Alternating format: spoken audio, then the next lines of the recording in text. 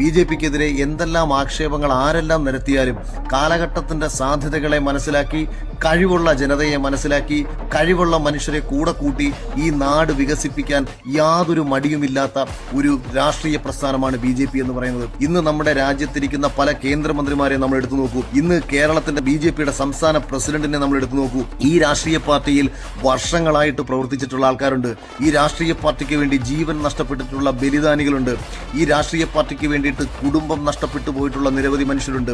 പക്ഷേ ഒരേ മനസ്സോടുകൂടി രാജ്യ പുരോഗതിക്കായിട്ട് കഴിവുള്ളവനെ തിരിച്ചറിഞ്ഞ് പരമാവധി സപ്പോർട്ട് കൊടുത്ത് അവന്റെ കഴിവുപയോഗിച്ച് ഈ നാട് നയിക്കപ്പെടട്ടെ, ഈ നാട് അവന് പിന്നിൽ അണിനിരന്നുകൊണ്ട് പ്രവർത്തിക്കുന്ന ഒരു വലിയ വിഭാഗം നിസ്വാർത്ഥരായിട്ടുള്ള സ്വയം സേവകരെ കുറിച്ച് ഞാൻ ഇതിനു മുൻപ് തന്നെ എത്രയോ പ്രാവശ്യം പറഞ്ഞിട്ടുണ്ട്.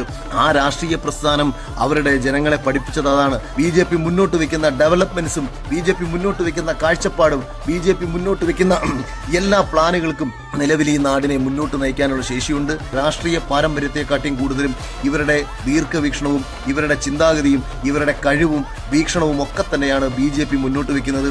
ആ സ്വീകാര്യതയാണ് രാജ്യത്ത് BJPക്ക് ലഭിച്ചുകൊണ്ടിരിക്കുന്നത്.